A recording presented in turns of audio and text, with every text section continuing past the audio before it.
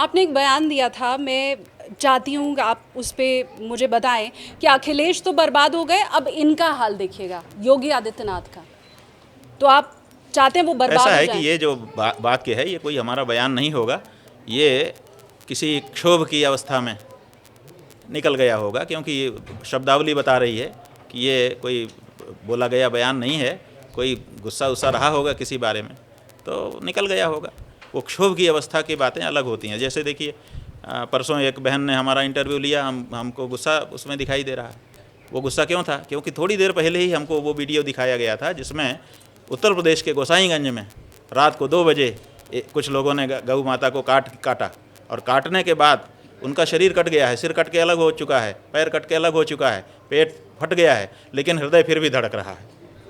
अब वो जो दृश्य था, उस वीडियो को देखने के बाद हमारा हाल ख़राब था, और वो उनको उसी समय उनका समय था कि हमको करना ही है। तो ऐसा होता है, किसी समय परिस्थिति विशेष रहती है। अब गाय की ऐसी दशा देख करके भी अगर गुस्सा ना आए तो हम अपने आप को सनातनी समझना ही छोड़ देंगे। इसलिए हम समझते हैं कि इतना गुस्सा भी ऐसे दृश्य को देख के आना भी जरूरी है। उत्तर प्रदेश में क्योंकि ऊपरी तौर पर तो 4 ही पार्टी दिखाई देती हैं, उसमें भी मायावती की बसपा अभी थोड़ा साइड लाइन है। मैं समझना ये चाहती हूँ क्योंकि 27 में उत्तर प्रदेश में चुनाव है, कोई पार्टी ऐसी है, क्योंकि अभी कांग्रेस भी आपके साथ खड़ी है, सपा आपके साथ हमारे खड़ी साथ है, कोई नहीं है, सब आपके पक्ष हमारे में साथ बोल कोई रहे नहीं हैं। है। हाँ, वो उस अन्याय के विरुद्ध बोल रहे हैं। समझो आप बात को, शंकराचार्य के साथ होते तो शंकराचार्य कह रहे हैं कि गौ हत्या पर प्रतिबंध लगाइए, ये लोग भी बोल देते। कांग्रेसी बोल पाए? बोला किसी कांग्रेसी ने? आप बता दो। बोला किसी सपाई ने?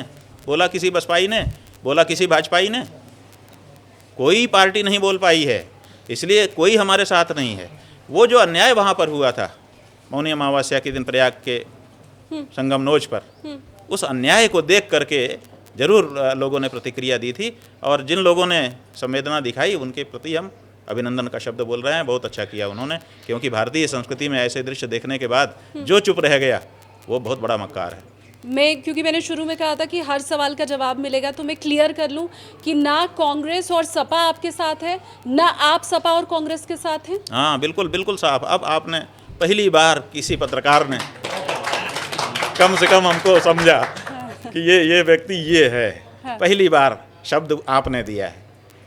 ना वो हमारे साथ हैं, ना हम उनके साथ हैं। कहीं कहीं मतलब किसी कोने में भी हम अपने धर्म के एजेंडे पर कायम हैं, और वो लोग अपनी राजनीति के एजेंडे पर कायम हैं। उनकी राजनीति जो भी हो। ज़्यादा गुस्सा बीजेपी से इसलिए आता है, इसके ऊपर भी कम ही आता, ज़्यादा इसलिए आता है कि इसने गौ रक्षा की राजनीति की है। गौ रक्षा करूँगा ऐसा कह करके वोट लिया है, अपने आप को हिंदू निरूपित किया है, गिरुआ कपड़ा दिखाया है। ये सब जो किया है, इसके कारण इनके प्रति इनसे ज़्यादा आशा हो गई थी, अपेक्षा ज़्यादा हो गई थी। तो ज़्यादा अपेक्षा और आशा जिससे होती है उतनी तेज़ी से टूटती है। तो जब आशा टूट गई तो उतना ही बड़ा दुख है, और उस दुख में हम लोगों का शब्दावली है। ये सारी बातें ये हैं असल में। प्रशासन ने माघ मेले के दौरान ये कहा कि आपको संगम नोज पर जाने से इसलिए रोका गया क्योंकि भगदड़ मच सकती थी और हजारों लोगों की जान जा सकती थी। उसके बाद सवाल यही उठा कि क्या हजारों लोगों की जान से ज़्यादा ज़रूरी है आपका संगम नोज पर जाना? अब देखिए, सवाल तो पुराना हो गया, लेकिन आप पूछ रही हैं तो हम बताना चाहेंगे कि हम हर साल संगम नोच पर जाते हैं, और शंकराचार्य बनने के बाद जो 3 माघ मेले हुए उनमें 2 माघ मेले में हम जा चुके थे इसी तरह से पालकी में, और स्नान कर चुके थे। और जितने लोग थे उससे ज़्यादा लोग, क्योंकि जब नए शंकराचार्य हम बने थे तो ज़्यादा उत्साह था लोगों का उस समय, और ज़्यादा लोग हमारे साथ पिछले माघ मेले में गए थे। तो हम तो जा कर के स्नान करके आ गए, कभी कोई भगदड़ नहीं हुई। इसी बार कैसे भगदड़ हो जाती, इसका कोई साइंटिफिक आप प्रमाण दीजिए तो बताएं। आपने कैसे कल्पना कर ली कि भगदड़ हो जाती? वो अभी तक किसी ने बताया नहीं कि ये कारण थे। अच्छा, दूसरी बात ये है कि मान लो हमारे से भगदड़ हो जाती, वो बटुक जो है वो कौन सी भगदड़ करवा रहा था कि उसकी चोटी उखाड़ उखाड़ कर पटक रहे थे? 2 सदन में खड़े होके जवाब है, जवाब। वो बूढ़ा 84 साल का, वो कौन सी भगदड़ करवा रहा था कि उसको जूतों से रौंद रहे थे अपनी पुलिस के माध्यम से? है जवाब? सदन में खड़े होके बोल सकते हो? नहीं है। जमराज के सामने भी इसका जवाब नहीं दे पाओगे। घोर नरक में पड़ोगे, घोर नरक में। अगर धर्मशास्त्र के अनुसार हमको बोलना पड़े तो हम ये बोल रहे हैं। आपने बहुत बड़ा लंबे समय तक का नरक का इंतजाम कर लिया है। ये हिंदू धर्म है, ये खेल नहीं है। यहाँ स्वर्ग नरक मिलता है, बुरे काम का बुरा नतीजा होता है, अच्छे काम का अच्छा नतीजा होता है। आपने जिस तरह से कुकृत्य किया है तीर्थ क्षेत्र में जाकर के, ये लोग कहते हैं कि शंकराचार्य भी तो एक आम आदमी है, वो क्यों पैदल नहीं जा सकते हैं। हम कहते हैं कि ठीक है, शंकराचार्य एक आम आदमी है, चलो मानते हैं थोड़ी देर के लिए। तो राष्ट्रपति क्या खास आदमी है? प्रधानमंत्री क्या खास आदमी है? जब 15 अगस्त 26 जनवरी का उत्सव दिल्ली में मनाते हो, क्यों सारे रास्ते बंद कर देते हो उनके लिए? क्यों उनके लिए विशेष व्यवस्थाएं बनाई जाती हैं? अगले 15 अगस्त को, अगली 26 जनवरी को भीड़ के अंदर से उनको भी घुसने देना, रास्ता बना बना के खुद आएंगे। अगर ये कर सकते हो तो फिर हमारे ऊपर तर्क करो, और नहीं तो डूब मरो। झूठे कहीं के मक्कार। तुम्हारे नेता, जब तुम्हारे संविधान का उत्सव होता है, जब तुम्हारे देश का उत्सव होता है, धर्मनिरपेक्ष उत्सव होता है, उसमें उनको विशेष सुविधा दी जाएगी। और जब हमारे धर्म का उत्सव होता है तो धर्म के आचार्य शंकराचार्य का विशेष दर्जा कैसे तुम छीन लोगे? और क्यों छीन लोगे? वो मेला सनातन धर्मियों का मेला है, वो मेला शंकराचार्य का मेला है। उस मेले को आज जो रूप मिला है वो शंकराचार्यों के योगदान से मिला है। आप उनके विशेष अधिकार को कैसे छीन लोगे? क्यों उनको पैदल कर दोगे? क्या उनका कोई डेकोरम नहीं होता है? क्या उनका कोई गरिमा महिमा नहीं होती है? क्या उनको समाज नहीं चलाना होता है? और क्या उनका योगदान तुमको फायदा देता है कि नहीं? आज सारे देश को नास्तिक बना दो, धर्म हटा दो, उसके बाद चला लो। आज पूरा देश आपका जो चल रहा है ना, 5000 जनता को 5 पुलिस संभाल लेती है आपकी, इसीलिए क्योंकि उसमें से 4000 से ज़्यादा लोग धार्मिक हैं। वो समझते हैं कि गलत नहीं करना चाहिए। आज घरों के अंदर जो बहन बेटियां सुरक्षित है, धर्मशास्त्र के अनुसार सुरक्षित है, नहीं तो किसी को भी जवानी चढ़ जाती। ये धर्मशास्त्र का योगदान है कि यहाँ पर लोग बता दो उनको कि ऐसा करना है तो वो मान लेते हैं। आप धर्मशास्त्र को विहीन करके तो देखो, चला नहीं पाओगे। जंगल राज हो जाएगा, जंगल कानून हो जाएगा, एक दूसरे को लोग खा जाएंगे काट काट के। ये धर्म है जिसके कारण सब सुरक्षित व्यवस्थित हैं। आप उस धर्म के योगदान को नकार देना चाहते हो, और उन धर्माचार्यों को, क्योंकि वो वोट नहीं लेते हैं, वो भत्ता नहीं लेते हैं, वो पेंशन नहीं लेते हैं, 4 बार विधायक बने तो 4 बार की पेंशन नहीं लेते हैं, इसलिए शंकराचार्य कमजोर हैं। और तुम जो है 4 बार विधायक बनो, 4 बार की पेंशन लेकर के तुम जो है बहुत बड़े विशेष हो। ये कौन सी परिभाषाएं थोपी जा रही हैं इस देश के ऊपर, समाज के ऊपर? शंकराचार्य, आपका कोई सेवा का क्षेत्र नहीं है जहां पर 24 घंटे ड्रेस पहनने का नियम हो। पुलिस वाले 12 घंटे 8 घंटे पहन के उतार देते हैं, सेना वाले उतार देते हैं, डॉक्टर उतार देता है, कंपाउंडर उतार देता है, सब उतार देते हैं। सन्यासी एक बार जो गुरुजी ने पहनाया, मरने तक उतरता नहीं है। 24 घंटे की ड्यूटी, पर ऑन ड्यूटी, ऑन उसमें रहते हैं हम। लेते क्या हैं? कोई वेतन नहीं है। शंकराचार्य का कोई वेतन नहीं होता, शंकराचार्य का कोई भत्ता नहीं होता है। शंकराचार्य आज भी सनातन धर्मी जनता की दी गई एक समय की रोटी खा करके काम कर रहा है। आप उसके योगदान को कमज़ोर बताते हो, शर्म आनी चाहिए। शंकराचार्यों का योगदान तुम्हारे योगदान से 1000 गुना ऊंचा है। भगवान की उनका ये कहना है कि राष्ट्रपति प्रधानमंत्री का प्रोटोकॉल इसलिए नहीं हटाया जा सकता क्योंकि उनकी जान को खतरा है। और 15 अगस्त 26 जनवरी को कोई भी मार सकता है, आपकी जान को खतरा है? क्यों नहीं है? हमारी जान को खतरा नहीं है। किससे? पहले तो इन्हीं से है। अब इनसे सुरक्षा करने के लिए कौन सी पुलिस बुलाएं? इनसे किससे कौन? सुरक्षा योगी माने? आदित्यनाथ? अरे जो उठा के पटक रहे हैं, जो जूते के नीचे, आखिर किस लिए पटक रहे हैं? पुलिस वाले मारने ही के लिए तो पटक रहे हैं, और काहे के लिए पटक रहे हैं? आप नाम क्यों नहीं ले पुलिस वाले नहीं, पुलिस वाले तो उपकरण हैं, इंस्ट्रूमेंट है। देखिए, कुल्हाड़ी कभी भी दोषी नहीं होती है। उस कुल्हाड़ी को जिस हाथ ने पकड़ा हुआ होता है, जिस मस्तिष्क के द्वारा कुल्हाड़ी उठाई और मारी जाती है, दोषी वही होता है। उठाने वाला पुलिस कौन वाले है? कोई दोषी नहीं है। नाम क्यों नहीं ले रहे? पुलिस वाले कोई दोषी नहीं है। हाँ। दोषी है उनको निर्देश, आदेश, संदेश देने वाला, और वो है आदित्यनाथ। नाम लेने में हमें कोई दिक्कत नहीं है, आप इसमें बहुत चिंता में मत पड़ा करो। हम राजनीतिक व्यक्ति नहीं हैं कि हम जो है ऐसे ऐसे करके चलें। हमारी जो बात है साफ है, जनता के सामने है, आप लोगों के माध्यम से है, हम कुछ छिपा कहाँ रहे हैं। जो बात है सही है। अगर पुलिस ने ये किया होता, एक तो कर ही नहीं सकती थी। पुलिस को ट्रेनिंग होती है कि किसी से गुस्से में बात नहीं करोगे। अगर आम दर्शनार्थी भी हो तब भी, तो वो शंकराचार्य जी को रोक लेगा और उनके लोगों के साथ इस तरह का व्यवहार करेगा?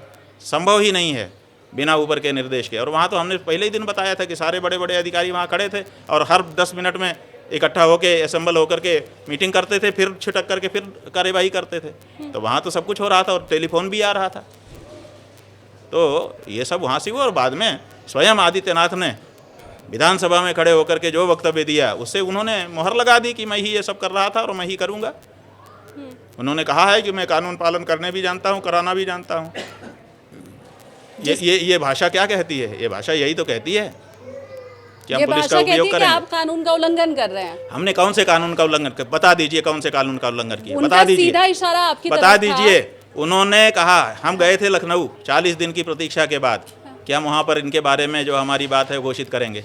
इन्होंने 36 कानून लगा दिए, 36 शर्तें लगा दी। हमने उनका पालन किया कि नहीं? हम घोषित किए, नहीं कर पाए।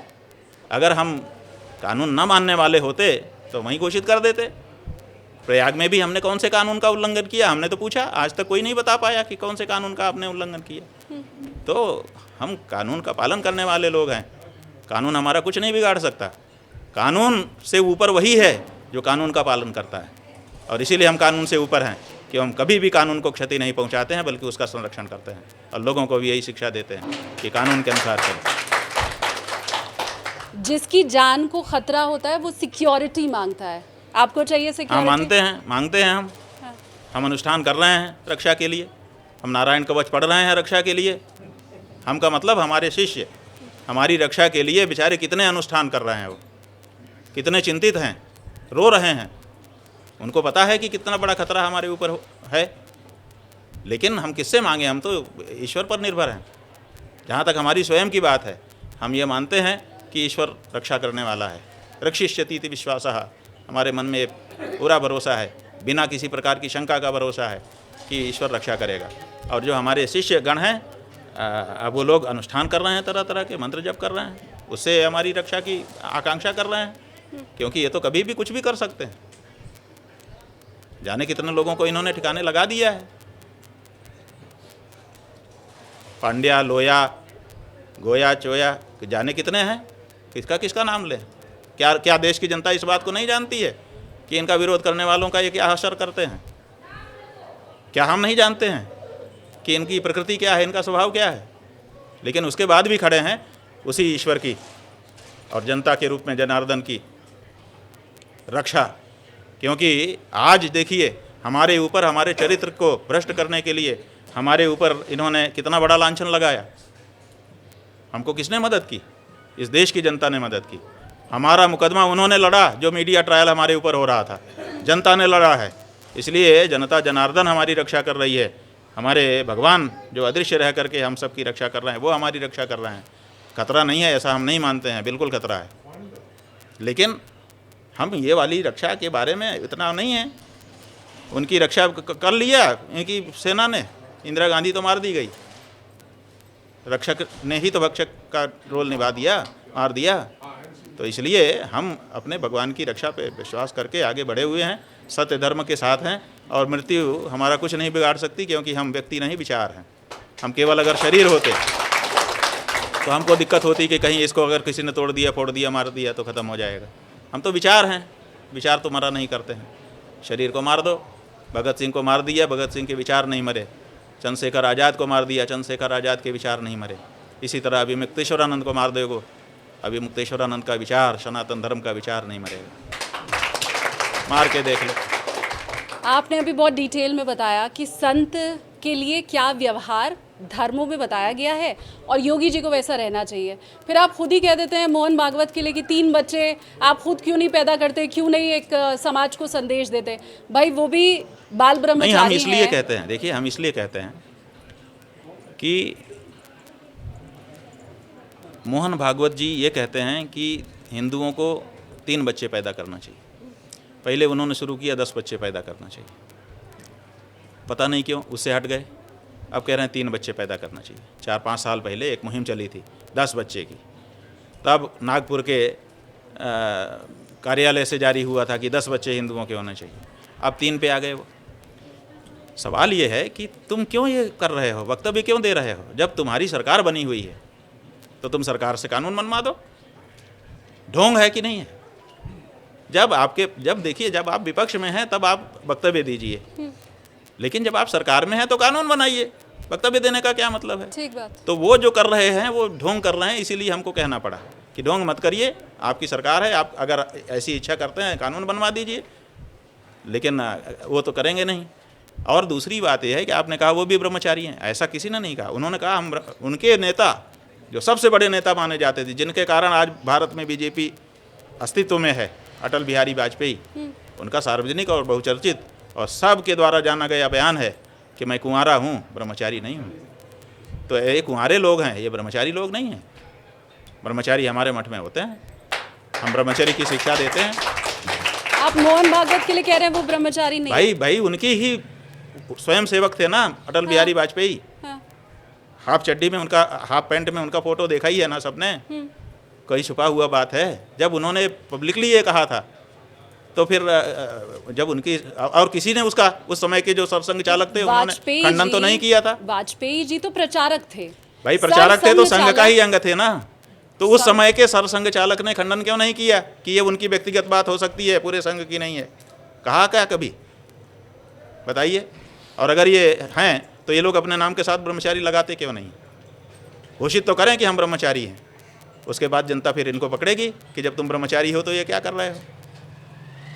क्यों नहीं लगाते हैं? अगर ये हैं तो आज शुरू कर दें, हम अपना बयान वापस ले लेंगे।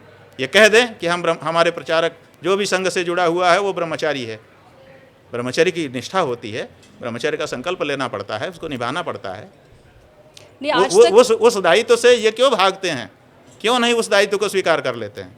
एक उदाहरण अगर आज ये ब्रह्मचारी हैं हमारे, इन्होंने उस दायित्व को निभाया, घोषित कर दिया मैं ब्रह्मचारी, अब इनके नाम के साथ ब्रह्मचारी है, जो इनको बोलेगा ब्रह्मचारी ब्रह्मचारी, तो ये ब्रह्मचारी के दायित्व से जुड़ गए। अब इनका दायित्व है कि वो ब्रह्मचर्य का पालन करें। इस दायित्व से उनके लोग क्यों नहीं जुड़े हैं? कुंवारे रह करके ब्रह्मचारी अपने आप को घोषित क्यों नहीं करते? कर दें आज से कि हमने संकल्प ले लिया, अब हम ब्रह्मचर्य व्रत का पालन करेंगे, तो दूसरे दिन से उस अनुसार उनको हम देखने लग जाएंगे। नहीं किया है बहन, यही बात है। वो दायित्व तो नहीं लेना चाहते हैं। हाँ। वो सुविधा लेना चाहते हैं। पर 3 बच्चे हों इसके तो आप भाई समर्थन में हैं? 3 नहीं, हम तो बहुपुत्रवती भव, हमारे यहाँ बहुत से पुत्र संतान हों, ये कहा गया है।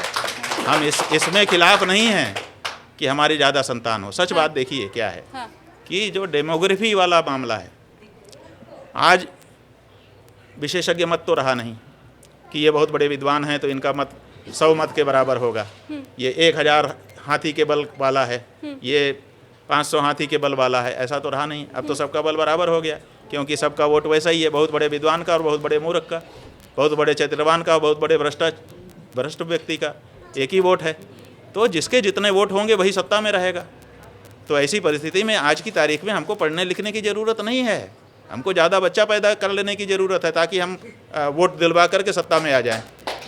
इस बात को मुसलमान जान रहे हैं, उनके यहाँ पहले से इस पर डिस्कस हो चुका है, इसलिए वो इसको नहीं मान रहे हैं कि हम दो हमारे दो, और हमारी सरकारें हमको हिंदुओं को समझा चुकी हैं। बच्चे को आप मात्र वोटर की संज्ञा दे रहे हैं? हाँ जी बिल्कुल, यही सोच करके ज़्यादा बच्चे पैदा किए जा रहे हैं ताकि ज़्यादा से ज़्यादा वोटर पैदा हो जाएं, ताकि सत्ता हमारे हाथ में आ जाए। मुसलमान कई साल पहले से इतने बच्चे इसलिए पैदा कर रहे हैं क्योंकि वोटर है उसका जी बिल्कुल बच्चा। वो जानते हैं कि जिसकी जितनी संख्या होगी उतनी ही सत्ता में उसकी भागीदारी होगी, जिसकी जितनी हिस्सेदारी उतनी उसकी भागीदारी, नारा भी गढ़ा जा चुका है। तो इसलिए इसमें अब छुपा हुआ कुछ भी नहीं है। इसलिए जो लोग लोकतंत्र में मतदान, जहां जनता मतदान प्रत्यक्ष रूप से करती है, वहां पर जो लोग सत्ता पाना चाहते हैं उनको अपनी संतति बढ़ानी चाहिए, इसमें क्या बात है। आप चाहते हैं कानून बने जनसंख्या नियंत्रण के लिए? बात यह है कि हम तो ये मानते हैं कि ये जो कुछ भी भगवान हमको देता है, जैसे ज़्यादा पानी दे दे, ज़्यादा हमको घास फूस दे दे, ज़्यादा हमको अनाज दे दे, जो भी चीज़ ज़्यादा देगा ये तो आशीर्वाद है ना। ऐसे ही अगर हमको बच्चे ज़्यादा दे दिए भगवान ने, इसका मतलब भगवान ने आशीर्वाद दिया। अब हमारी अकल पे पत्थर पड़ा है कि हम उन बच्चों का सदुपयोग ना कर पाएँ। तो जो भगवान दे रहा है उसको स्वीकार करते हुए उनका सदुपयोग करने के बारे में हमको दिमाग लगाना चाहिए। यहाँ बच्चे ही ना हों, ये व्यवस्था बना दी गई। ये व्यवस्था कहाँ से बुद्धिमत्तापूर्ण मानी जा सकती है? अगर प्रकृति ज़्यादा बच्चे पैदा कर रही है, इसका मतलब ज़्यादा बच्चों का कोई ना कोई उपयोग सोच करके उसने रखा है जो तुम्हारी अकल में नहीं आ रहा है। तो हमारा ये कहना है कि जनसंख्या नियंत्रण करने की बात सही नहीं है। सही ये है कि जो भी जनसंख्या हो जिस समय, उसका सदुपयोग आना चाहिए। वो हमारे नेताओं को आ नहीं रहा है। इसीलिए हमारे देश में कम जनसंख्या होने पर भी सबको रोजगार नहीं दिया जा सक रहा है, सबका सदुपयोग नहीं किया जा सक रहा है। बहुत माफ़ी के साथ गुरुजी, क्योंकि मैं तो आपसे ना तो शास्त्रार्थ कर सकती हूँ, ना इतनी अक्ल है। अचानक से ये सवाल मेरे मन में आया। प्रभु श्री राम के भी 2 ही पुत्र थे, शंकर भगवान के भी 2 ही पुत्र हैं। बहुपुत्र तो हमने अपने भगवानों को भी नहीं देखा है। माफ़ी के साथ पूछ रही हूँ, लेकिन चाहती हूँ आप जवाब दें। ऐसा है कि सबसे पहले तो हम आपसे वचन लेना चाहेंगे कि कभी भी अपने को कम अकल मत कहो। आप में भी प्रतिभा है, आपका बड़प्पन है गुरुजी। आप में भी क्षमता है, आप में भी साहस है। देश के एक शंकराचार्य से खड़ी होकर के बात कर रही हो, कड़े कड़े प्रश्न पूछ रही हो जनता की ओर से। ये कम साहस का प्रश्न नहीं है। आप भी अभिनंदनीय हो। पहले तो सबके साथ हम ताली बजाएंगे। दूसरी बात यह है कि अभी सनातन धर्म को आप समझते नहीं। आप माने जो नई पीढ़ी है वो नहीं समझती। भगवान श्री राम के 2 बच्चे हुए, और भगवान श्री राम कितने भाई थे? 4। चलो, तो बात तो यहीं खंडित हो गई। अब और आगे चलते हैं, अलग अलग माताओं से और थे। आगे चलते हैं कि भगवान राम का जो ऊपर की पीढ़ी देखिए, उसमें एक राजा सगर हुए हैं कि नहीं हुए? राजा सगर, उन्हीं से असमंजस, उन्हीं से दिलीप, उन्हीं से भगीरथ, वही गंगा लेके आए थे। वो पीढ़ी है ये। तो वो जो राजा सगर थे, उनके कितने पुत्र थे बताओ? नहीं पता। ये देखिए, सनातनी जनता को पता है, 60,000 पुत्र थे एक ही राजा के। 60,000 से ज़्यादा थे। 60,000 तो एक ही माँ से, एक ही साथ उत्पन्न हुए थे। समझ रहे हैं? तो 60,000 पुत्र एक ही राजा के थे। वो भी तो उदाहरण है हमारे यहाँ। बहुपुत्रवती भव क्यों ना कहें हम। हमारे यहाँ किसी को 2 हुए, किसी को 1 हुआ। जो राजा दिलीप थे, उनको तो संतान ही नहीं थी, तो वो गुरु वशिष्ठ के पास जा करके नंदिनी गाय की सेवा करके 1 पुत्र प्राप्त किए, जिसका नाम था रघु। उसी से रघुवंश चला। उनके 1 ही पुत्र हुआ। इनके 4 हुए, उनके 2 हुए, उनके 60,000 हुए। हमने स्टोपल कहाँ लगाया? हमने स्टोपल कभी नहीं लगाया। जिस समय हमको भगवान ने 60,000 दिया, हमने स्वागत किया। जिस समय हमको 2 दिया, 1 दिया, हमने स्वागत किया। इसलिए जो भगवान की दया से आता है, आने दो। उसको रोकने वाले तुम कौन होते हो? ये हमारा कहना है। यही हिंदू व्यवस्था रही। हम अपनी माँ के कौन से पुत्र हैं जानते हो आप? हम लोग 14 थे सगे भाई बहन, हम 9वें हैं। अगर 1 पुत्र 2 पुत्र का नियम होता तो हम तो आते ही ना। भगवान श्री कृष्ण कौन थे अपनी माँ के? 8वें पुत्र 8वें थे ना। हाँ। तो अगर वो ये सरकारी नियम मान लेती, वसुदेव मान लेते, तो श्री कृष्ण तो हमको मिलते ही ना। गीता कहाँ से मिलती है हमको? इसलिए कौन सा बेटा, कौन सी बेटी आकर के कौन सा काम इस देश के लिए कर जाएगा, इसका निर्णय आप नहीं कर सकते। इसका निर्णय प्रकृति ने कर रखा है। इसलिए संयम से रहो, और अगर कोई संतान आती है तो उसको आने दो। वो अपना भाग्य लेकर के आ रही है, उसको सब जो उसके भाग्य में होगा सब मिलेगा। हालांकि इससे जुड़ा हुआ अगला सवाल मेरे मन में है, लेकिन मैं पूछूंगी तो वो कुतर्क हो जाएगा, इसलिए मैं उसको छोड़ते हुए आगे नहीं, बढ़ती कोई हूँ। पूछ छोड़ो मत कुछ, सब हमको सब स्वीकार है। महाराज जी, क्योंकि हमने महाभारत में भी ऐसा सुना है कि 100 पुत्र थे, लेकिन उसके पीछे की कथा भी हमने सुनी है कि वो फल खा के और शायद पुत्रों की प्राप्ति हुई थी। मेरे पहले ही का ये कुतर्क हो जाएगा, इसलिए मैं छोड़ देना चाहती हूँ। नहीं, कोई कुतर्क नहीं। इस प्रश्न को वो आपने हमारी जो बात थी उसी को और आगे बढ़ा दिया। एक और उदाहरण उसमें ऐड कर दिया आपने, धन्यवाद। मैं ये पहले जानना आप ही कह रही चाहती थी कि 2 ही हुए थे, फिर अब आप 100 तक तो आप ही पहुंच गई। आज की युवा पीढ़ी यही जैसे कह जैसे रही आप है। पढ़ोगी अपना पुराना इतिहास, आपको मिलेगा ये सब। आज की युवा पीढ़ी यही कह रही है गुरुजी कि हमारी पुरानी पीढ़ियों ने अगर हम 2 हमारे 2 अपनाया होता, क्योंकि हमारे घर में भी पिछली पीढ़ी अगर मैं देखूं तो 5-6 बच्चे रहे हैं, तो पुरानी पीढ़ी ने अगर अपनाया होता तो हमें आज ये दिन नहीं देखना पड़ता। इतना कंपटीशन, संसाधनों का अभाव, ये नियम और ये दिमाग बहुत पहले आ जाना चाहिए था। अब आपकी इस बात को सुन के कहीं वो भ्रम फिर ना पैदा हो जाए और देश फिर ऐसा है कि संसाधनों के अभाव में देश न जो चला है जाए। जनसंख्या के कारण पीछे नहीं जाता है। देश जो है जनसंख्या के नाकारापन के कारण पीछे जाता है। पहले तो ये साफ समझ लीजिए, जनसंख्या इससे भी बहुत ज़्यादा पहले भी रही है, गड़बड़ी नहीं हुई है। जब नाकारापन आपके अंदर आएगा, जब आप आलसी हो जाएंगे, जब आप कुंद होकर के अपने मस्तिष्क का उपयोग करना बंद कर देंगे, तब समस्या उत्पन्न होगी। आज भी पूरे विश्व के भूभाग में ऐसे बहुत से स्थान हैं जहाँ जनसंख्या ही नहीं है। तो आपके यहाँ ज़्यादा हो गई तो आपका केवल आप ही का देश है, ये राष्ट्रवाद यही तो क्षति हमारी कर रहा है। हम पूरे विश्व को क्यों ना अपना माने, और जहाँ पर कम लोग हैं वहाँ पर क्यों ना यहाँ से आउटसोर्स कर दिया जाए लोगों को कि जाओ वहाँ पे बसाओ। कितने देशों में यहाँ के एग्रीमेंट करके गिरमिटिया मजदूर गए हैं और वहाँ जा कर के उन्होंने आज अपनी सत्ता स्थापित कर ली है। तो भारत इस विधा का क्यों नहीं पालन करता है कि जहाँ कम लोग हैं वहाँ पर हम यहाँ पहले पैदा करेंगे, पढ़ाएंगे, लिखाएंगे, उनको भारतीय संस्कार दे देंगे और कहेंगे अब जाओ, अब तुम यहाँ नहीं रह सकते। पूरे विश्व में छा जाएंगे भारत के लोग। क्यों ये नहीं कर सकते हो? इसलिए काम वाम करने का चक्कर हम नहीं स्वीकार करेंगे। हाँ, उसका सदुपयोग करने का स्वीकार कीजिए। आप बेकार की जनसंख्या बढ़ा देंगे तब तो दिक्कत हो ही जाएगी। कमाने वाले 10 लोग आपके घर में हो जाएं और केवल खाने वाले 5 पैदा हो जाएं तो आपका बर्बाद हो जाएगा, और कमाने वाले 100 पैदा हो जाएं। आप इसलिए जिनको पैदा करिए उनको योग्य बनाइए ताकि वो योगदान करें देश को, समाज को और अपने परिवार को। कभी कोई समस्या नहीं आएगी। अब मैं लैंडिंग की तरफ आगे बढ़ती हूँ। मैं लैंडिंग मत करो और ऊंचे ले चलो। मुझे आप ये बताएं, बादल अभी तो बादल ही में है हम लोग। अभी तो बादलों से ऊपर ले चलो।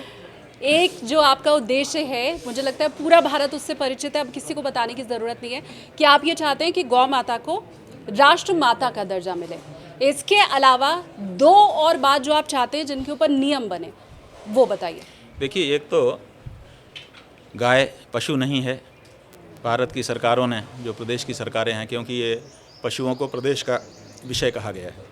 एक तर्क ये लोग भी देते हैं कि ये तो राज्य का विषय है, ये कैसे केंद्र का विषय कैसे हो सकता है, केंद्रीय कानून कैसे बन सकता है। लेकिन बहुत से ऐसे विषय थे जो राज्यों की सूची में पहले रखे गए थे। आज़ादी के बाद संविधान में संशोधन करके उनको समवर्ती सूची में रख दिया गया और उनके ऊपर केंद्रीय कानून, जैसे शिक्षा पहले राज्य का विषय थी जब भारत देश आज़ाद हुआ था, लेकिन बाद में इसको केंद्रीय कानून बना दिया गया, समवर्ती सूची में ले लिया गया। उसी तरह से पहले तो ये गाय वाला जो मामला है इसको राज्यों से हटा करके केंद्रीय उसमें ले लेना चाहिए, समवर्ती सूची में डाल देना चाहिए और इसको माँ के रूप में दर्ज करना चाहिए। क्या होता है कि जैसे आपको हम जो बुलाएंगे ना, भाभी कहेंगे तो अलग तरह से आपके साथ व्यवहार होगा, बहन कहेंगे तो अलग तरह से होगा, माँ कहेंगे तो अलग तरह से होगा, मित्र कहेंगे तो अलग तरह से। जो शब्द हम जिसके लिए प्रयोग करते हैं उसी के अनुसार फिर हमारा सारा व्यवहार परिवर्तित होने लग जाता है।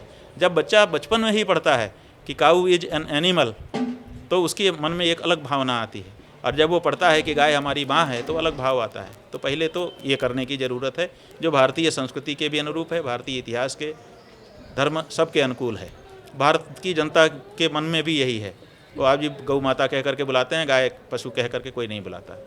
दूसरी बात यह है कि जब आप माँ कह करके बुला देंगे तो सरकारों की भी दृष्टि बदलेगी, जनता की भी दृष्टि बदलेगी। उसके बाद गाय के बारे में अधिग्रहण की ज़रूरत है। जो भी गायें होंगी वो देश की होंगी, व्यक्ति की नहीं हो सकती हैं।